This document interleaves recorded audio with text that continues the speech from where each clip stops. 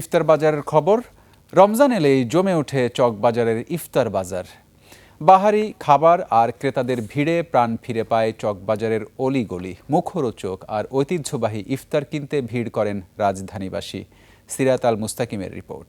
72 ঘন্টা moisture lock সমৃদ্ধ lily body wash শিয়া বাটারের goodness skin repair করে রাখে সফট ও গ্লোয়িং। সূর্য ঢলে পড়লেই ব্যস্ত হয়ে ওঠে চকবাজারের এই ইফতার বাজার। রঙিন খাবারের পসরা সাজিয়ে বসেন বিক্রেতারা। বেগুনি, পেঁয়াজু, জিলাপিয়ার বিভিন্ন ধরনের কাবাব সহ নানা ধরনের ঐতিহ্যবাহী খাবার সবকিছুরই রয়েছে ব্যাপক চাহিদা।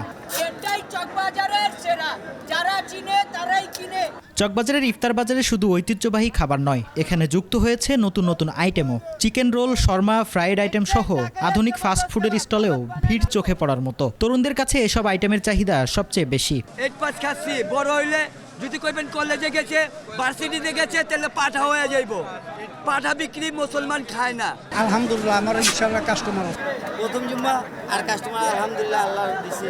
চকবাজারের এই ইফতার বাজার শুধু কেনাবেচার জায়গা নয়, বরং এটি এক ধরনের উৎসবের আমেজ তৈরি করে। দূর দূরান্ত থেকে মানুষ আসে ঐতিহ্যবাহী ইফতার কিনতে। সবাই বলে যে চকবাজারের ইফতার অনেক মজা, এই কারণে।